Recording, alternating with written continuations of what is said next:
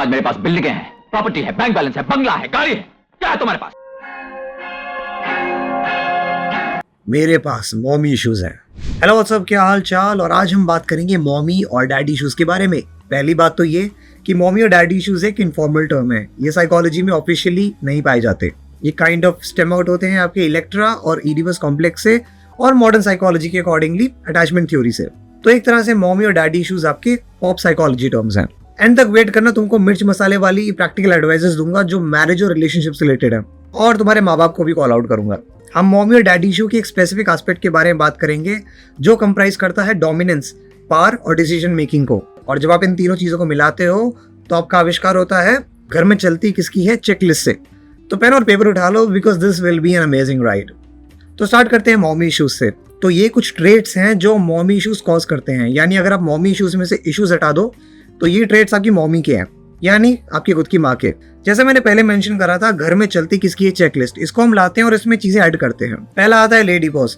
अमूमन तौर पे जो ऐसी माँ होती हैं वो ज्यादातर लेडी बॉस होती हैं, यानी घर में इनकी 100% चलती है, या फिर इनकी आवाजों की या फिर इनकी ओपिनियंस की बहुत ज्यादा वैल्यू होती है। इस तरह की माएँ ज्यादातर आपके डिसीजन मेकर्स होती है फैमिली में, यानी अगर बच्चे की शादी हो रही है, बच्चे के एजुकेशन का सवाल है, इनका बहुत ज्यादा मेजर से होता है। अगर इन्होंने मना कर दी तो ना है, हाँ कर दी तो हाँ है। इसी से रिलेटेड अगर मैं पॉइंट की बात करूं, जब भी इनकी फैमिली आगे मैच्योर हो जाती है, दैट मीन्स लड़का या लड़की, जब उनकी शादी की बात होती है, अब ज्यादातर देखोगे ये माएँ आगे होती हैं in terms of negotiation. Negotiation किस में? शादी से रिलेटेड नेगोशिएशंस में। इससे हम ये कंक्लूड करते हैं कि ये माएँ होती हैं फ्रंट्समैन ऑफ द फैमिली। फ्रंट्समैन माने जो लीड करता है या फिर फेस ऑफ द फैमिली। इस केस में मैंने कॉमन चीज ये देखी है कि ये माएँ ज्यादातर अर्निंग होती हैं। अब अर्निंग का मतलब क्या? या तो ये सोल अर्नर होती हैं, या फिर इनका जो हिस्सेदारी होती है फाइनेंस में, घर के फाइनेंस में, वो बहुत ही ज्यादा होती है। अर्निंग की अगर हम बात ही कर रहे हैं तो ऑन एन एवरेज ये हमेशा एक अर्निंग फीमेल होती हैं। ऐसा जरूरी नहीं कि हर बार अर्निंग हो, मैंने कुछ केसेस देखे जहाँ पे अर्निंग नहीं होती, but they have a very very strong character in the family. इस तरह की माएँ ज्यादातर आर्टिकुलेटिव होती हैं, they are very strong in words. आप इनसे बहस नहीं कर सकते, impossible. I am telling you. इससे रिलेटेड एक कॉमन चीज ये आती है कि इनके हस्बैंड्स जो होते हैं वो सबमिसिव हस्बैंड्स होते हैं, यानी बीवी के सामने चूनी निकलती, इनकी वाइफ के सामने अमूमन तौर पे नहीं चलती। ये वाला पॉइंट एक नोट करने लायक है, दैट इज कि ये माएँ अमूमन आपके हेल्पिंग प्रोफेशन या फिर पीपल बिजनेस में पाई जाएंगी, यानी प्रोफेशंस जहाँ पे आप लोगों से ज्यादा इंटरेक्ट करते हो। That includes teaching, nursing, HR, police women, etcetera etcetera, and the list goes on. तो इस वजह से they know how to handle people in general. इसके पीछे एक बहुत प्यारी थ्योरी है कि लोग जो इन प्रोफेशंस में काम करते हैं वो ज्यादातर आपके माइंड से बहुत स्ट्रांग होते हैं। अगला पॉइंट आता है कि ये माएँ ज्यादातर अपने बच्चों पे कंट्रोल पाके रखती हैं। लड़का हो चाहे लड़की हो, इनका अपने बच्चों पे बहुत अच्छे से कंट्रोल होता है। किधर जा रहा है, कब जा रहा है, परमिशंस, पैसे देना, पॉकेट मनी देना, ये ज्यादातर हैंडल करती हैं इस चीज को। तो मोटी मोटी बात, ऐसी माएँ ज्यादातर स्ट्रांग वुमेन होती हैं। तो ये होगी मॉमी की बात। अब हम इश्यूज की बात करते हैं। पहले आते हैं लड़कों पे। मॉमी इश्यूज की वजह से जो लड़के होते हैं वो ज्यादातर आपके फेमिनिन मैन निकलते हैं। फेमिनिन मेल निकलने का एक रीजन ये होता है बिकॉज इनकी लाइफ में एक डोमिनेंटली जो एक हाथ होता है वो इनकी माँ का होता है। इसी की वजह से ये अपनी लाइफ में एक स्ट्रॉन्ग सेंस ऑफ मैस्कुलिनिटी नहीं ला पाते। इसके पीछे एक दूसरा रीजन ये भी आता है क्योंकि इनके लाइफ में इनके जो फादर फिगर होते हैं वो बहुत ज्यादा सबमिसिव या फिर अनअवेलेबल निकलते हैं। Which comes to our second point कि ये लड़के ज्यादातर अपने माँ के लाडले होते हैं, यानी ये मामाज बॉय होते हैं। आप ज्यादातर देखोगे कि ये लड़के अपने माँ के लाडले होते हैं, जिसकी वजह से ये लड़के काफी तरह के बोलते हैं, हाँ मम्मी, मेरी प्यारी mummy, which irritates the fuck out of me and I want to grab them from the collar and I want to slap them like this. Which comes to the next point, not responsible. अब ये थोड़ा 50-50 मामला है। अगर लड़के की upbringing single mother से रही है तो वो अमूमन तौर पे रिस्पॉन्सिबल निकलता है, बट जिनके लाइफ में फादर रहे हैं और वो भी अनअवेलेबल वाले, ये लड़के ज्यादातर नहीं निकलते responsible. Next point is they are non frugal, that means बहुत खर्चीले होते हैं। ऐसे लड़के ज्यादातर आपको खर्चीले मिलेंगे। मामाज बॉय ज्यादातर खर्चीले होते हैं। ज्यादातर केसेस की बात कर रहा हूँ। महंगे जूते, महंगे कपड़े, आप बेसिकली इनको फालतू खर्चों में स्पेंड करता हुआ देखोगे। ये ऑब्वियसली ट्रेट है जो ये अपनी माँ से इनहेरिट करते हैं। मैन चाइल्ड, ज्यादातर ये लड़के आपके मैन चाइल्ड होते हैं। और फीमेल प्लीजर, ये लड़के बहुत बड़े फीमेल प्लीजर्स होते हैं। Female pleaser is a negative attitude that you should not carry. ऐसे लड़के ज्यादातर आप देखोगे सिंप निकलते हैं। मामाज बॉय तो सिंप निकलेंगे क्योंकि स्टार्टिंग से वही आदत रही है ना फीमेल को प्लीज करने वाली। अब यहाँ पे एक पॉइंट ये आता है कि तरीके से प्लीज करा जाता है किसी भी बंदे को। नॉर्मली आप किसी के सिंप नहीं हो सकते या फिर आप किसी को सर पे चढ़ा नहीं सकते, और इन लड़कों में आप ज्यादातर देखोगे ये सर पे चढ़ा लेते हैं फीमेल्स को। इसके पीछे इनका एक रीजन ये आता है, जो मेरा अगला पॉइंट भी है, कि ये नॉन कॉन्फ्लिक्टिंग नेचर के होते हैं। यानी ज्यादातर आपकी लाइफ में कॉन्फ्लिक्ट्स को बहुत ज्यादा अवॉइड करेंगे, which you call as the typical nice guys. Nice guys के पीछे मैं पूरा एक रिसर्च पेपर लिख सकता हूँ, इतना इंटरेस्टिंग टॉपिक है। If you want me to make a video on nice guys, comment down please daddy. लड़कियां जो होती हैं मॉमी इशू वाली, वो हूबहू अपने माँ की ही कॉपी होती हैं। ज्यादातर आप देखोगे ये लड़कियां बहुत डोमिनेटिंग नेचर की होती हैं। ये ट्रेड्स इन्होंने अपनी माँ से ही लिए होते हैं, तभी इन लड़कियों की हाईएस्ट टेंडेंसी होगी तुम लड़कों को घर जमाई बनाने की। सो बी अवेयर। तुमको अगर ये लग रहा है ना कि मैं क्यों बोल रहा हूँ घर जमाई बनना बुरी बात है, बहुत बुरी बात है, पपेट बन जाओगे जिंदगी में, याद रखना। Which comes to the next point कि ये लड़कियां ज्यादातर पावर डायनेमिक अपना रखती हैं रिलेशनशिप में। ये लड़कियां ज्यादातर आपकी आर्टिकुलेटिव होती हैं, जस्ट लाइक देयर मदर्स, आपको खड़े खड़े बेचते हैं। And which comes to the last point that they share the same fate as their mother. ये मैं नहीं कह रहा, बट लिटरेचर में काफी सारे एग्जाम्पल्स हैं इसके। अगला आता है डैडी इश्यूज। तो इश्यूज को साइड लगाते हैं, अभी डैडी की बात करते हैं। ज्यादातर ऐसे बाप होते हैं बॉस मैन, यानी खूसट बाप या फिर स्ट्रिक्ट डैड। ये बाप लोग ज्यादातर आपके डिसीजन मेकर्स होते हैं इन दी फैमिली, मेजरली फाइनेंस या घर में जिसकी चलती है। जो मैंने चेकलिस्ट बताई है उसी को आप समझो। ये बाप लोग आपके ज्यादातर केसेस में सोल अर्नर निकलते हैं। अब तुम लोग यहाँ पे एक पैटर्न देख रहे होगे कि अर्निंग का बहुत ज्यादा हाथ है, किसकी घर में चलती है और कौन कैसे इश्यूज क्रिएट करता है अपनी फैमिली में। सो ध्यान से देखो इस चीज को। इनकी वाइफ ज्यादातर सबमिसिव होती हैं। ऐसे बाप लोग डिफिकल्ट टू प्लीज होते हैं। ये वही मूवी का टिपिकल केस है जहाँ पे हीरो अपनी गर्लफ्रेंड के बाप से मिलने जाता है और बाप मानने को तैयार नहीं है। ये बाप लोग आपके फ्रंट्समैन ऑफ द फैमिली होते हैं। That means they do all the talkings. रही बात पेटीएम में जाने की, रही बात शादी की नेगोशिएशन की, कुछ भी अगर केस होता है दे डू द टॉकिंग्स। तुम अब इस चीज के बारे में सोचना। पीटीएम या पेरेंट टीचर मीटिंग एक बहुत क्लासिक एग्जाम्पल है इस चीज का। तुम्हारे स्कूल टाइम में टीचर से कौन बात करता था, तुम्हारे पापा या तुम्हारे मम्मा? बहुत बड़ा इम्पैक्ट है इस चीज का। Comes to our next point which is pretty obvious कि ये बाप लोग ज्यादातर अथॉरिटेटिव फिगर होते हैं। Which comes to our next point that they have a very strong command over their children. ये बाप ज्यादातर अपने बच्चों को हैंडल करके रखते हैं, उनकी परमिशंस, उनकी पॉकेट मनी, बेसिकली सारे रिसोर्सेज। मेजर डिसीजंस जो इन बच्चों के होते हैं वो इनके बाप के थ्रू जाते हैं। तो मोटा मोटी बात ये कि अपने मॉमी इशू में जैसे स्ट्रॉन्ग वुमेन है, यहाँ पे ये स्ट्रॉन्ग मैन है। ये बात होगी डैडी की। अब इश्यूज पे आते हैं।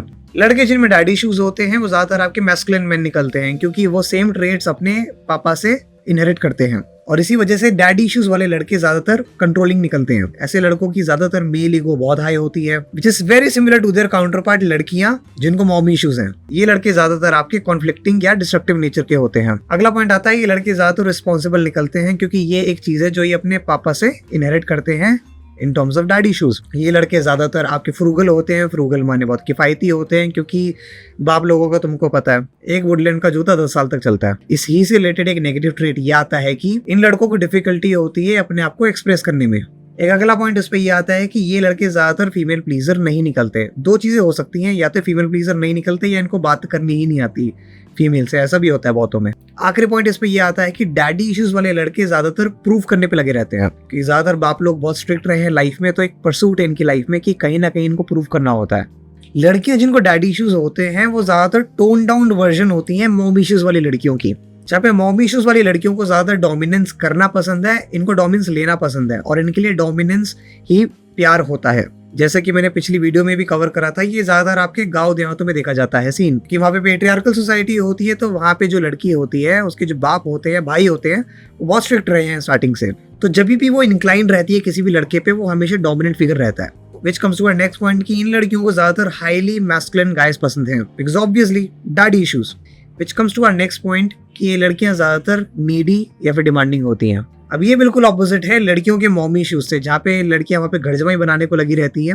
यहाँ पे लड़की की टेंडेंसी घर जमाई बनाने की कम हो जाती है। तो ओवरऑल जब लड़कों में मॉमी इशू हो तो वो वीक फिगर होते हैं, जब लड़की में मॉमी इशू वो स्ट्रॉन्ग फिगर होती है। जब लड़के में डैडी इशू हो तो वो स्ट्रॉन्ग फिगर होता है, और जब लड़की में डैडी इशू हो तो वो वीक फिगर होती है।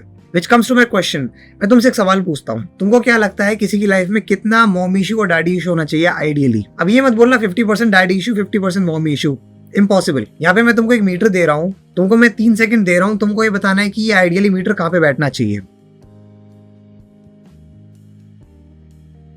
Times up. मुझे बिल्कुल नहीं पता तुम लोगों ने कहाँ लगाया है, पर इन माई ओपिनियन ये मीटर यहाँ पे आना चाहिए। एक तरह से 60-40 का रेशियो ले लो, 60% डैडी इश्यूज और 40% मॉमी इश्यूज। ये परफेक्ट ब्लेंड है दोनों के दोनों इश्यूज का, एंड इन माय ओपिनियन इनके बच्चे ज्यादातर अपने जेंडर में कंफर्टेबल भी रहेंगे। अब तुम सोच रहे होगे मैंने 60% डैडी इशू को क्यों दिया है और 40% मॉमी इशू को क्यों दिया है।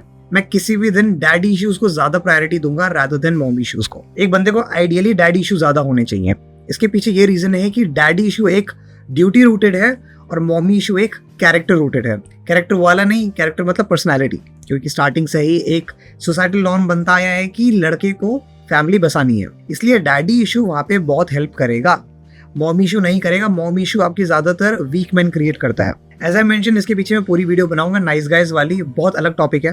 For women it's a pretty complicated matter, because आजकल वर्क प्लेस में जब सर्वाइवल की बात आती है तो वहाँ पे आपके मैस्कुलिन फीचर्स काम आते हैं, जबकि एक्चुअली आपका मॉम इशूज काम आता है। But for life in relationship I would 100% go for dad issues for women and main both. अब आते हैं प्रैक्टिकल एडवाइस पर। अभी जो मैं तुम्हें बातें बताने वाला हूँ ये हवा की बातें नहीं है, बहुत ही प्रैक्टिकल बातें हैं, ध्यान से सुनना। पहली चीज मैं तुमसे ये कहना चाहूंगा कि अगर तुम सेल्फ अवेयर हो, अभी देखो तुम्हारे पास डैडी इशूज है, मॉम इशूज है, पहला। और दूसरा, जो मैं अभी चार्ट देने वाला हूँ ये तुमको हेल्प करेगा आगे पार्टनर ढूंढने में। तो ये मैंने बहुत सिंपल चार्ट बनाया है। ये साइड आपका लड़की को रिप्रेजेंट करता है और ये लड़के का। ये लड़के के डैडी इश्यूज और मॉमी इश्यूज हैं और ये लड़की के मॉमी इशू और डैडी इश्यूज हैं। तो अगर हम अभी मैच मेकिंग करें तो जिस लड़के को मॉमी इशू है वो डैडी इशू वाली लड़की के साथ नहीं जा सकता, और जिस लड़की को मॉमी इश्यूज हैं वो डैडी इशू वाले लड़के के साथ भी नहीं जा सकती। पर जिन लड़का लड़की में डैडी इश्यूज हैं वो दोनों कंपैटिबल हैं, और जिन लड़का लड़की में मॉमी इश्यूज हैं वो कंपैटिबल हैं। इसके पीछे बहुत सिंपल रीजंस हैं, बारी बारी आते हैं। डैडी इशू वाला लड़का और मॉमी इशू वाली लड़की कभी नहीं जा सकते, क्योंकि जैसे हमने पहले पढ़ा, डैडी इशू वाले लड़के में हाई ईगो होगी and same goes with your mommy issue वाली लड़की। तो इनके बीच में कभी पावर डायनेमिक की वजह से चलेगी ही नहीं, ईगो क्लैशेस होंगे इनके बीच में। दूसरा आता है लड़का जिसको मॉमी इश्यूज है और लड़की जिसको डैडी इश्यूज है। ये दोनों के दोनों ही बहुत वीक फिगर्स हैं। लड़का जिसे मॉमी इश्यूज है वो डिमांडिंग डैडी इश्यूज वाली लड़की को नहीं संभाल पाएगा, और दूसरा डैडी इशू वाली लड़की जो है वो हमेशा स्ट्रॉन्ग मेल फिगर चाहेगी अपनी लाइफ में, विच इन कॉन्ट्रास्टिंगली मॉमी इशू वाले लड़के जो होते हैं वो कंपैरेटिवली वीक फिगर होते हैं। इस वजह से इन दोनों में कभी अट्रैक्शन ही नहीं बनेगा। अगला आता है लड़का लड़की दोनों में डैडी इश्यूज हैं। मोस्ट प्रोबेबली ये सक्सेसफुल निकल सकते हैं, क्योंकि लड़का आपका डोमिनेंस क्रेव करता है और लड़की सबमिशन देती है, तो इट फॉर्म्स अ कंपैटिबिलिटी। दूसरा आता है मॉमी इश्यूज वाला लड़का और मॉमी इश्यूज वाली लड़की। As I mention, mommy issues वाली लड़की होती है, बहुत स्ट्रॉन्ग फिगर होती है, और मॉमी इश्यू वाला लड़का थोड़ा वीक फिगर होता है। इन दोनों की कंपैटिबिलिटी जम जाएगी, क्योंकि ये एक दूसरे की पावर को फुलफिल करते हैं, सेम एज डैडी इशू वाली। ये चीज तुमको तुम्हारी कंपैटिबिलिटी और शादी में बहुत हेल्प करेगी। अभी जो चीजें मैंने तुमको बताई हैं, अब ये तुम अपने आसपास ऑब्जर्व करना, तुम्हारे आधे आंसर्स वहीं क्लियर हो जाएंगे। So yeah that is up for today and I am gonna see you in the next one. See you around.